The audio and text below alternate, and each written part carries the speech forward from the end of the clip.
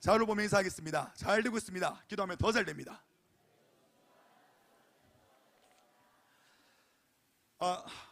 오랜만에 이렇게 거대한 설교자가 다시 강단 위에 선 것 같습니다. 예, 제가 항상 저 영상을 이제 설교 영상을 다시 보면 정말 압도적으로 이렇게 저만 크다는 것을 좀 깨닫게 됩니다. 이렇게 오랜만에 대배 설교를 하게 되는데 오랜만에 이렇게 이 자리에 서니까 좀 많이 긴장이 되는 것 같습니다. 오늘 말씀을 이해하기 위해서는 간단한 역사적인 배경 지식이 조금 있으면 좋을 것 같은데 역사하자마자 눈을 감으시는 분들이 좀 계시는 것 같네요. 예, 오늘 설교 동안 계속 눈을 감고 조시는 분들에게 눈을 감을 때마다 저와 같이 110kg가 되는 꿈을 꾸는 그런 축복이 있길 소망합니다. 예, 예, 네, 이제 눈치 보고 다 끼워주네요, 다들 이렇게. 네, 할렐루야. 네, 오늘 말씀에서 중요하게 나오는 인물은 엘리야와 엘리사입니다. 엘리야는 스승 선지자입니다. 선지자의 스승이었죠. 엘리사는 그런 엘리야의 제자입니다. 엘리야와 엘리사가 활동하던 시기는요, 바알 종교라는 그런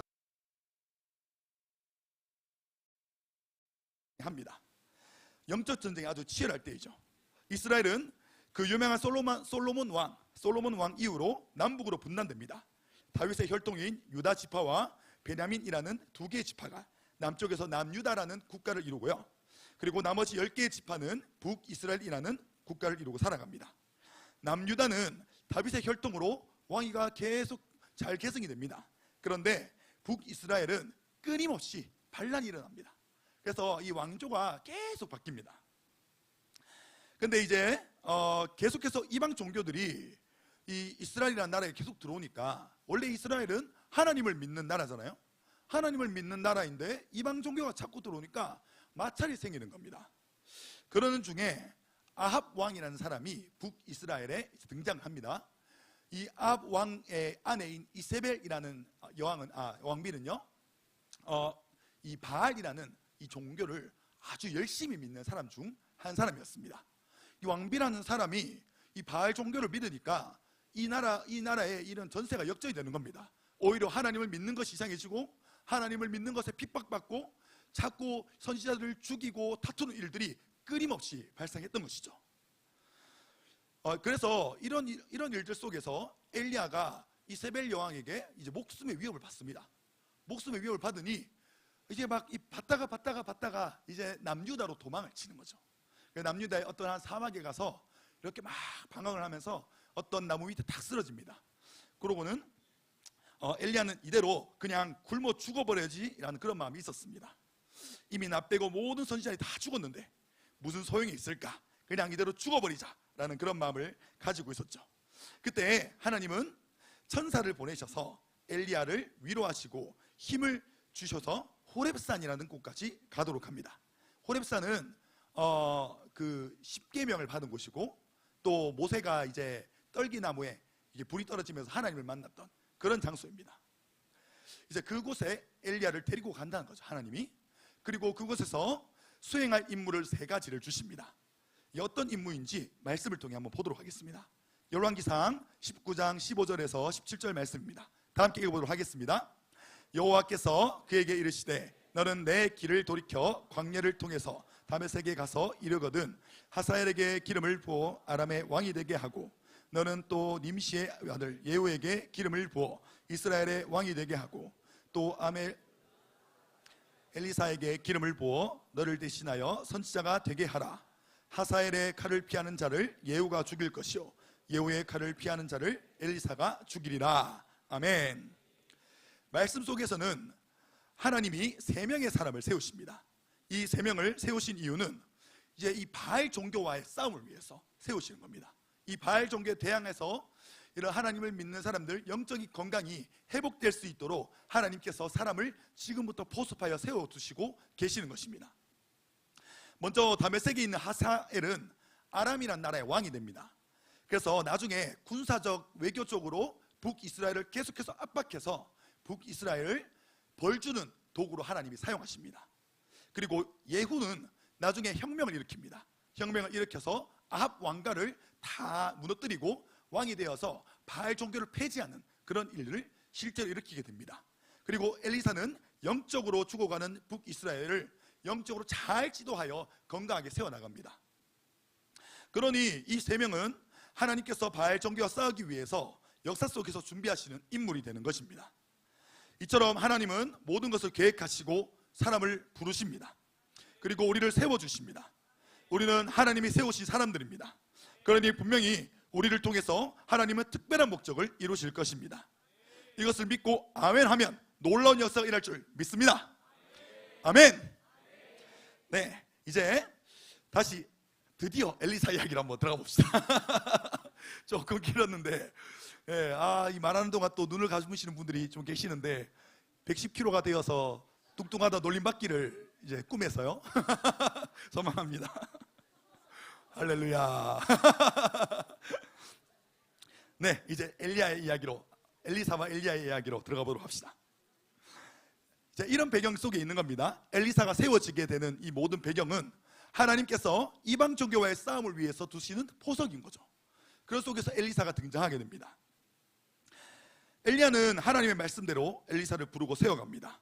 그리고 시간이 흘러서요, 하나님께서는 신실한 엘리야를 하늘로 승천시키기로 하십니다. 이때 엘리사를 비롯해서 많은 수의 이런 선지자 겸손생들이 존재했습니다. 이때. 그래서 선지자들은 하나님의 계시를 받고 그것을 대언하는 사람들이지 않습니까?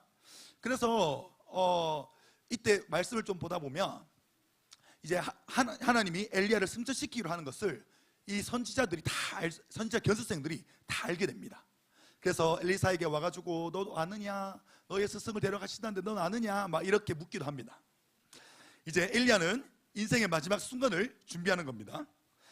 엘리야는 엘리사에게 하나님이 나를 부른다, 그러니 나를 따라오지 말아라, 나는 이제 베델로 갈 것이다, 이렇게 이야기합니다. 하지만 엘리사는 그 말을 거절하고 계속해서 엘리야를 따라다닙니다. 오늘 말씀을 한번 보도록 하겠습니다. 열왕기하 2장 1절에서 3절을 읽어보도록 하겠습니다. 여호와께서 해오리 바람으로 엘리야를 하늘로 올리고자 하실 때 엘리야가 엘리사와 더불어 길갈에서 나가더니 엘리야가 엘리사에게 이르되 청하건대 너는 여기 머물라, 여호와께서 나를 베델로 보내시느니라 하니 엘리사가 이르되 여호와께서 살아계심과 당신의 영혼이 살아있음을 두고 맹세하노니 내가 당신을 떠나지 아니하겠나 하는지라. 이에 두 사람이 베델로 내려가니 베델에 있는 선지자의 제아들이 엘리사에게로 나와 그에게 이르되 여호와께서 오늘 당신의 선생을 당신 머리 위로 데려가실 줄을 아시나이까 하니 이르되 나도 또한 아노니 너희는 잠잠하라 아니라. 아멘. 말씀 속에서 엘리야는 길갈에서 나옵니다. 그리고 베델로 갑니다. 엘리야는 무슨 이유인지는 모르겠지만 엘리사를 보면서 따라오지 말라고 합니다. 하지만 엘리사는 기어코 엘리야를 따라갑니다. 이 장면은 오늘 이야기 속에서 몇 번이나 반복됩니다. 길갈에서 베델로, 베델에서 여리고서 오고, 여리고에서 요단 강가로 3번이나 주거니 받거니 하면서 뭔가 알 수 없는 묘한 신경전이 벌어집니다. 스승인 엘리야가 따라오지 말라고 하면 안 따라갈 법도 한데 엘리사는 끝까지 엘리야를 쫓아간다는 것입니다. 이런 엘리사의 모습은 필사적으로도 보입니다. 도대체 무엇이 엘리사를 이토록 간절하게 할까요? 엘리야에게 팬이기 때문에? 아니면 사랑해서? 아니면 빌려준 돈이 있어서? 무엇인지 모르겠지만 어쨌든 엘리야가 아주 필사적입니다. 자꾸만 따라다닙니다. 엘리사는 무엇인가 해결해야 할 문제가 엘리야와 있는 듯이 보입니다. 엘리사는 왜 간절한 걸까요? 무언가를 엘리야로부터 받아야 하는 것이 있는데요, 그것이 무엇인지를 지금부터 살펴보겠습니다. 지금 엘리야는 인생의 마지막 순간입니다. 지금 이 순간이 지나가면 영원히 받을 수 없을 것만 같은 무언가가 엘리사에게 있었겠죠. 이 무언가를 반드시 받아야 하는 사람은 엘리사였습니다. 그런데 반대로 엘리야의 마음도 있지 않겠습니까? 엘리야의 사정 또한 있지 않겠습니까? 이제 엘리야는 정말로 그냥 귀찮아서 그만 가져와라 그렇게 했을까요? 아니면 순종하지 않는 제자를. 근데 우리가 끝까지 본문을 읽다 보면 조금 다른 분위기가 느껴집니다. 엘리야는 엘리사를 돌려보내지만 끝까지 따라온 엘리사를 향해 마침내 내가 네게 무엇을 해줄까 이렇게 묻습니다. 마치 엘리사의 결심을 확인하는 과정이 그 엘리야가 엘리사를 거절로 보인다는 것이죠. 왜냐하면 이 마지막 길은 단순히 스승을 배용하는 길이 아닙니다. 길은요, 사명이 계승되는 길입니다.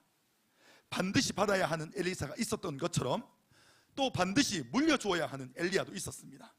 그래서 두 사람 사이에는 밀어내는 듯하면서도 놓지 않는 긴장감이 계속해서 흐르고 있는 것입니다. 또 말씀을 한번 보도록 하겠습니다. 열왕기하 2장 7절에서 9절을 함께 읽어보도록 하겠습니다.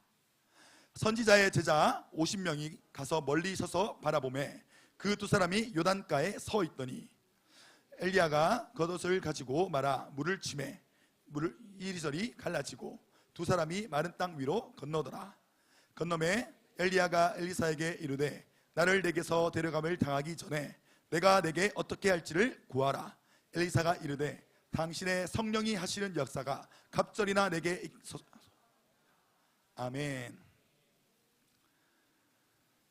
갑절로 더해진다는 말은요, 장자 계승에서 나오는 이야기입니다. 이게 당신의 성령이 하시는 역사가 갑절로 더하여 주시옵소서라는 그 말이 어찌 보면 능력을 구하는 말로 들을 수 있겠지만 이는 신명기에 나오는 말씀을 토대로 장자 계승에 관련된 이야기를 하고 있는 겁니다. 신명기 21장에는 장자는 그 아버지가 다른 형제들보다 반드시 갑절로 재산을 주라고 기록되어져 있습니다.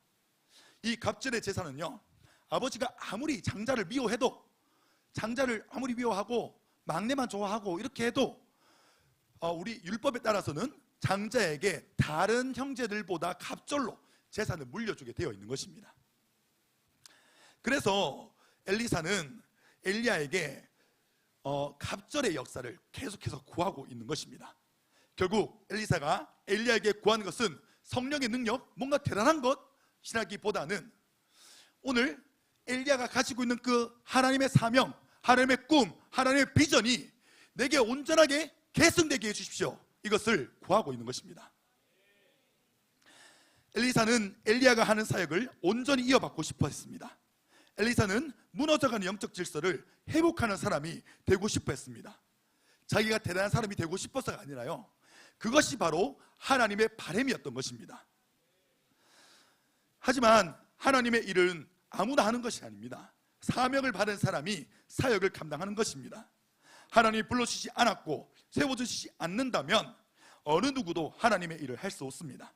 그렇게 엘리사는 엘리야에게 자신이 먼저 사명을 계승해 주기를 간절히 구했던 것입니다. 물론 소명은 하나님으로부터 옵니다. 엘리야에게 지금 구하고 있는 이 모습이 뭔가 어색해 보일 수도 있지만 우리는 조금 다르게 생각해야 될 부분은 이미 하나님께서 엘리야에게 아까 말씀을 통해서 보았죠, 엘리사를 세우라고 했습니다. 이미 하나님께서 엘리사를 세우는 일을 엘리야에게 맡겼다는 것이죠. 모든 것을 알고 있는 엘리야는 이 말을 듣는 것이 사뭇 기뻤을 수도 있습니다. 엘리사가 내가 오지 마라 했을 때 엘리사가 진짜 안 왔으면 엘리야는 오히려 더 실망했을 수도 있었을 것입니다. 엘리사를 세우는 것이 하나님께 받은 사명 중 하나입니다. 하나님께 받은 임무 중 하나입니다. 엘리야는 그래서 이 엘리사를 세우는 일에 아주 기뻐했을 것입니다. 평생을 선지자로 살아온 엘리야에게 무슨 큰 재산이라도 있었겠습니까? 또 무슨 대단한 권력이 있었겠습니까? 엘리야에게도 줄 수 있는 것이라고는 사실 이 사명, 하나님 주신 그 비전, 하나님 주신 꿈, 그것밖에 없었을 것입니다. 그런데 이 하나님의 꿈이, 이 하나님의 사명이 이 세상에서 가장 가치로운 보화입니다. 이 세상 가장 가치로운 보물은 하나님 주신 꿈입니다. 엘리야에게는 이것이 있었던 것입니다.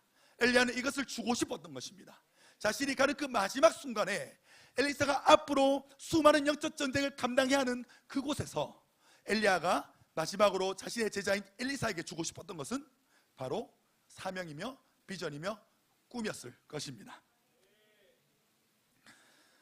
엘리사는 자신의 인생에 가장 중요한 것이 무엇인지 알고 있었습니다.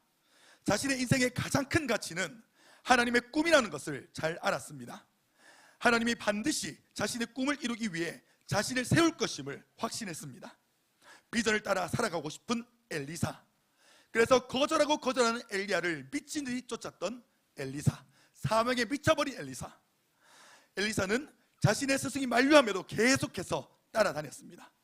그리고 마지막 순간에도 엘리야가 모아둔 재산을 달라, 숨겨둔 재산 달라, 뭐 이런 말 절대 하지 않았습니다. 능력을 달라, 그 이름값을 내게 달라, 이런 말 절대 하지 않았습니다. 성령의 역사가 갑절로 내게 더하게 하여 주시옵소서. 이 말은 다시 한번 말하자면 당신이 가지고 있는 그 하나님의 꿈이 내게로 계승되게 해주십시오. 내게 위임되게 해주십시오. 내가 그 꿈을 너무나 원합니다 라는 말과 같다는 것입니다. 땅에서 가질 수 있는 최고의 명예와 권력을 구하지 않았습니다. 지식, 능력 구하지 않았습니다. 그저 당신의 사명이 내게로 계승되게 해주십시오 라는 것을 구했다는 것입니다. 오늘 설교의 제목을 보화를 발견한 사람이라고 했습니다. 엘리사가 발견한 보화는요, 바로 사명입니다. 이 말을 다르게 하면 비전, 꿈으로 말할 수 있습니다. 사명은 그냥 갑자기 나한테 뚝 떨어지는 것이 아닙니다. 하나님으로부터 시작되어서 계속해서 대를 이어 위임받는 것입니다. 내가 그냥 가지고 싶다고 가지는 것이 아닙니다. 누군가에게로부터 위임받아야 되는 것이 하나님의 꿈이며 비전입니다. 사명은 하나님께 쓰임받을 수 있다는 확증입니다. 그렇게 비전을 가진 사람은 불타오릅니다. 뜨거운 인생을 살아갈 수 있습니다. 물에 물 탄 듯, 술에 술 탄 듯 그렇게 살아가는 인생이 아니라 확고한 인생의 방향을 가지고 살아갈 수 있게 되는 것입니다. 이것이 얼마나 소중한 경험인지 겪어보지 않으면 알 수 없습니다. 그저 많은 돈을 벌기 위해 자신의 인생을 갈아 넣는 사람들이 있습니다. 명예와 권력을 위해서, 그저 인기를 위해서 위험하게 살아가는 사람들이 굉장히 많습니다. 자신의 인생을 파괴하면서까지 잘못된 욕심을 쫓아가는 사람들이 많다는 것입니다. 하지만 하나님의 비전은 우리를 가장 아름다운 모습으로 만들어 갑니다. 다른 누군가를 위해 기꺼이 희생하고 헌신하고 사랑하고 인내하는 삶으로 우리를 바꾸어 갑니다. 자신의 욕심과 승부욕을 위해서 남을 상처 입히고 남을 끌어내리는 그런 인생이 쉬운 인생일까요? 다른 사람을 세워주기 위해서 참고 인내하는 것이 더 어려운 인생일까요? 정답은 후자에 있습니다. 하나님의 비전, 사명은 우리에게 질 것을 요구합니다. 우리에게 양이 될 것을 요구합니다. 그런데 이길 수 있음에도 져주는 것은요, 쉬운 일이 아닙니다. 내 마음을 깎아내지 않으면 남들에게 일부러 져준다는 것은 있을 수 없는 일이라는 것입니다. 져주는 것은 내 마음이 강하게 할 수 있는 것입니다. 강한 자만이 나의 것을 희생함으로 다른 누군가를 세워갈 수 있는 것입니다. 저도 이렇게 결혼을 해보니까 그냥 결혼 딱 하자마자 가장이 되었습니다. 이 가장이 되어보니 이게 누군가의 자녀로 있을 때보다 희생하고 헌신해야 될 때가 많더라고요. 누군가에게 져줘야 할 때가 좀 많습니다. 이것이 좀 곤란하게 만들 때가 있긴 한데, 그래서 이제 이 가장이 되어보니 이 세상 모든 부모님들은 위대하구나 라는 것을 깨달았습니다. 할렐루야. 네. 그러니까 져줄 일이 많았다 그래서 오해하시면 안 됩니다. 저와 예림 사모와의 관계에 대해서 오해하시는 분들이 계실 것 같은데 그런 오해를 하시면 안 됩니다. 저는 지고지순한 한 사람의 지아비로서 당당하게 살아가고 있습니다. 예. 일상 모든 지아비와 앞으로 예비 지아비들의 꿈의 날개가 활짝 펴질 것을 기대합니다. 할렐루야. 네. 가장이 되고 부모가 되고 책임자가 되고 때로는 져주고 양보해 주었을 때 우리는 비로소 나보다 앞서 나를 책임져 주던 사람들의 위대함을 깨닫게 되는 것 같습니다. 그것이 정말 강한 사람이었구나, 져주는 것이, 양보해 주는 것이 진짜 강한 거였구나라는 것을 그때야 비로소 깨닫는 것 같습니다. 사명을 가진 사람은 강해집니다. 우리 겉모습은 핍박받고 무시당할 수도 있습니다. 그렇지만 사명을 받아 직장에 가고 사명을 받아 학교로 가고 사명을 받아 삶의 현장으로 나아간 우리는 아무나 할 수 없는 강자의 방법으로 살아가게 되는 것입니다. 바알 종교로 무너져가는 이스라엘을 위해서 엘리사를 준비하셨듯이 하나님은 사명을 위임받은 우리를 통해서 놀라운 역사를 일으켜 가십니다. 이것은 어느 누구의 이해도 받지 못할 때도 있지만 하나님의 꿈이 인생의 최고의 가치이기에 사명 따라 살아갈 때 우리는 가장 행복하게 살아가게 됩니다. 엘리사는 이것을 알았던 것 같습니다. 아니, 엘리야를 통해서 많이 보았던 것 같습니다. 그렇기 때문에 엘리사는 꺾이지 않는 불타는 열정으로 비전을 쫓을 수 있었습니다. 이 말씀을 준비하면서 이런 엘리사가 너무나 부럽다고 느꼈습니다. 때로는 힘들 때도 있고 때로는 이해받지 못할 때도 있었을 텐데 어떻게 이렇게 한결같이 불타는 비전을 가지고 살아갈 수 있을까? 사람의 상황과 환경은 유동적인데 어떻게 저렇게 비전을 향해서 미친 사람처럼 뛰어갈 수 있을까 하는 그런 생각을 많이 했었습니다. 저는 너무나 연약해서 작은 시련 앞에서도 금방 주저앉을 때가 많았습니다. 마음이 약하니까 함부로 판단하고, 마음이 약하니까 함부로 말하고, 마음이 약해서 함부로 결정하는 못난 사람이었습니다. 그래서 뜨거운 열정으로 살아가는 엘리사, 한결같이 살아가는 엘리사, 하나님이 준비하셨다라고 확증받고 그것을 위임받고 위임받은 대로 확고하게 살아가는 엘리사의 삶, 그것이 굉장히 부럽게 느껴질 때가 많았다는 것이죠. 하지만 계속해서 하나님을 알아갈수록 하나 확실한 것은 우리 또한 작은 열정이지만 그 열정의 불을 꺼뜨리지 않을 때 하나님이 우리를 만들어 사용하실 줄 믿습니다. 또 이제 이 이야기 속에서 또 이제 조금의 눈물 포인트가 있습니다. 열왕기상 19장 19절 그리고 열왕기하 2장 14절 말씀인데 한번 읽어보도록 하겠습니다. 먼저 열왕기상 19장 19절 말씀 먼저 읽어보도록 하겠습니다. 엘리야가 거기서 떠나 사밧의 아들 엘리사를 만나니 그가 12계리소를 앞세우고 밭을 가는데 자기는 12째 계리소와 함께 있더라. 엘리야가 그리로 건너가서 겉옷을 그 위에 던졌더니, 또 이제 열왕기하 2장 14절 말씀 읽어보겠습니다. 엘리야의 몸에서 떨어진 그의 겉옷을 가지고 물을 치며 이르되 엘리야의 하나님 여호와는 어디 계시니까 하고 그도 물을 치매 물이 이리저리 갈라지고 엘리사가 건너니라. 아멘. 요거는요 엘리사와 엘리야가 처음 만났을 때 그리고 헤어질 때 요 두 구절의 말씀을 오늘 함께 읽었습니다. 엘리야는 엘리사를 부르고 그때 엘리사를 부를 때 농사를 짓고 있었습니다. 엘리사는 그런 엘리사에게 다가가서 겉옷을 휙 던집니다. 이렇게 겉옷을 휙 던집니다. 근데 엘리사가 농부는 이제 소가 중요하잖아요. 제가 이제 옛날에 이제 어른분들 얘기하시는 거 옆에서 들었는데 이제 돼지도 잡고 닭도 잡고 개도 잡아도 소는 안 잡았다 하더라고요. 왜냐하면 이 소가 이게 농사해야 되니까, 너무 중요하니까. 그런 소를 12마리나 가지고 있었는데, 그러면 이 엘리사는 좀 그래도 남들에 비하면 그래도 조금 부유한 편에 있었다라는 것이 우리 알 수 있겠죠. 근데 이 엘리야가 던지는 겉옷을 휙 받아들고는 그대로 12마리의 소를 팔아버리고 잔치를 연 다음에 엘리야를 따라 나섭니다.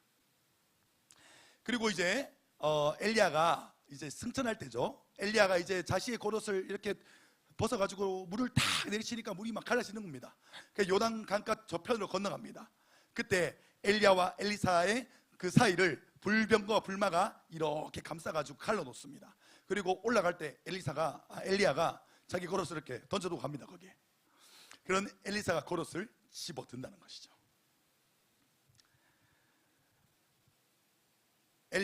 엘리사가 그 마지막 순간에 그 겉옷을 집어들 때 어떤 마음이었을까? 이게 굉장히 저는 궁금해지더라고요.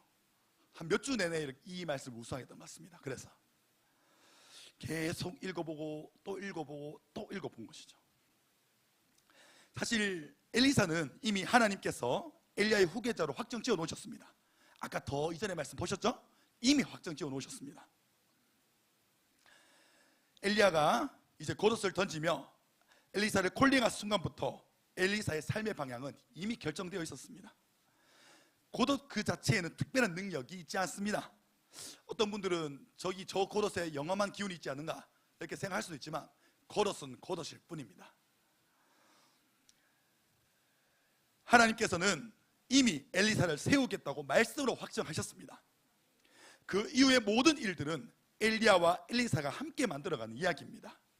그런 엘리야가 겉옷을 던졌습니다. 그리고 승천하기 직전 겉옷을 벗어서 그것으로 요단강에 물을 갈랐습니다. 승천할 때 그 겉옷을 다시 엘리사 쪽에 던져두고 갑니다. 두 명이 처음 만났던 때처럼 엘리사는 그 겉옷을 쥐었습니다. 스승을 떠나보낸 슬픔, 그리고 책임질 것이 생긴 부담감을 안고 떨리는 마음으로 그 요단 강가를 내리쳤을 것입니다. 그때 그런 마음을 안고 내리쳤을 때 엘리야 때처럼 요단강에 물이 갈라지는 것입니다. 엘리사는 이제 그때 비로소 자신이 확신했을 것입니다. 아, 사명이 계승되었구나. 내가 나의 스승 엘리야처럼 나도 이제 사역을 할 수 있겠구나. 이런 확신이 들었을 것입니다. 좀 저의 상상으로는요, 엘리사는 좀 크게 감격했을 것 같습니다. 스승의 겉옷을 쥐었을 때 첫 만남과 온갖 추억을 떠올리며 슬퍼하기도 했을 것 같습니다. 그리고 곧 이내 떨렸을 것 같습니다. 엘리야는 말씀 속에서 내가 하나님께 들려 올라가는 것을 본다면 너의 바람이 이루어질 것이야, 이렇게 이야기했습니다. 근데 정말로 내가 요단 강가의 물을 가릴 수 있을까? 내가 이 사명을 잘 해낼 수 있을까? 라는 그런 불안감들이 있었을 것입니다. 우리 모두가 가지는 불안감 아닙니까? 중요한 일을 앞두고, 내 인생 아주 큰 일을 앞두고 잘할 수 있을까? 해낼 수 있을까? 나는 할 수 있을까? 이런 불안을 가진다는 것이죠. 그것이 하나님의 사명이고 바알 종교와의 싸움이고, 그것이 하나님의 꿈이라는, 하나님의 비전이라는 그런 강한 책임감 앞에서 얼마나 더 무겁고 무서웠겠습니까? 그리고 겉옷을 내리치며 물이 갈라지는 것을 보았을 때 기쁨으로 가득했을 것입니다. 사건의 진실은 사실 모릅니다. 이런 감정이 있었는지 없는지는 성경이 표현하고 있지는 않습니다. 우리는 그저 글로만 읽고 이해하고 있습니다.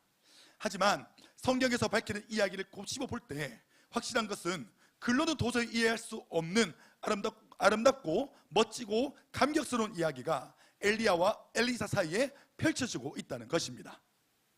경험하지 않으면 모르는, 잊을 수 없는 추억들이 활자들의 뒤편에 존재하고 있다는 것입니다. 이렇게 멋진 이야기는 사람의 능력으로 되는 것이 아닙니다. 겉옷, 즉 사명이 우리 인생 가운데 들어올 때 생겨나는 것입니다. 엘리야와 엘리사만의 이야기가 아닙니다. 우리 교회 안에서도 계속해서 일어나고 있는 영적인 원리입니다. 우리는 제자 삼는 교회입니다. 비전을 위임해주는 교회입니다. 그래서 그런지 모르겠지만 우리 교회는 유독 재밌는 이야기들이 많이 일어나는 것 같습니다. 우리 교회 이야기는 매번 새롭게 쓰여지고 있습니다.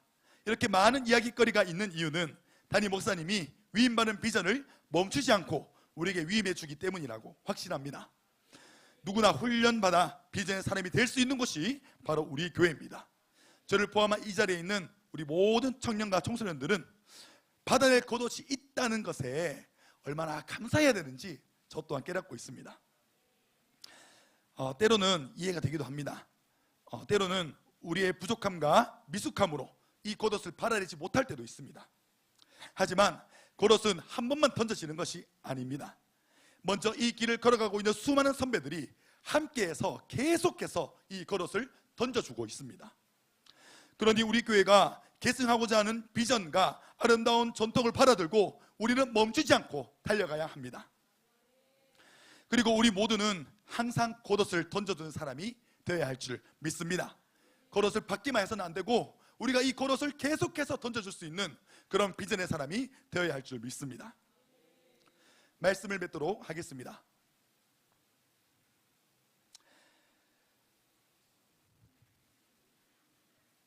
네, 말씀을 맺겠습니다. 엘리사는 이 세상에서 가장 소중한 것이 무엇인지를 잘 알고 있었습니다. 그것은 하나님의 비전입니다. 그렇기에 엘리사는 엘리야의 자리를 계승받고 싶어 했습니다. 하나님의 꿈을 이루는 것이 이 세상 가장 가치로운 것입니다. 담임 목사님께서는 꿈이 큰 사람이 진짜 큰 사람이다 라고 그렇게 늘 이야기하셨습니다. 사람의 꿈은 한계가 있습니다. 하지만 하나님의 꿈은 한계가 없습니다. 하나님의 꿈을 꾸고 던져지는 겉옷을 받을 수 있는 그런 모든 차세대 그리고 모든 청년들이 되기를 소망합니다. 또 앞서 이 길을 걸어주신 수많은 앞선 세대인 분들도 이 자리에 계십니다. 우리 다음 세대들이 미숙해서 많이 흔들립니다. 저도 마찬가지고요. 다음 세대라고 하기엔 좀 이제 좀 커졌는데 많이 제가 그냥 잘 봐주셨으면 합니다. 이미 이 길을 보신 우리 강한 사람으로서 답답하지만 인내하고 기도해주며 받은 겉옷을 계속해서 우리 다음 세대들에게 넘겨줄 수 있으면 너무나 좋겠습니다. 하나님이 바알 종교로부터 이스라엘을 지키시기 위해 하사엘, 예후, 엘리사를 세우셨습니다. 우리 아까 보았듯이 엘리사는 정치가로서, 그리고 예후는 혁명가로서, 엘리사는 영적 지도자로서 그렇게 각자가 하나님의 쓰임새에 맞게 쓰임받았습니다. 이처럼 하나님은 우리를 저마다의 쓰임새를 가지고 불러주시고 세워주셨습니다. 이미 우리는 부름받은 사람들입니다. 이미 우리는 세움받은 사람들입니다. 이 세상 가장 아름다운 보화는 그 쓰임새를 깨닫고 그대로 살아가는 삶입니다. 자루도 우루도 치우치지 아니하고 흔들리지 않고 하나님이 내게만 주신 특별한 쓰임새, 그 커다란 비전이라는 물줄기 속에서도 각 개인에게 주신 그 저마다의 쓰임새, 그 쓰임새대로 살아가는 것이 우리에게 가장 가치로운 보화일 줄 믿습니다. 우리 모두가 하나님이 정하신 확고한 방향과 비전을 향해 불타는 가슴으로 달려가는 저와 여러분이 되기를 간절히 소망합니다. 기도하겠습니다.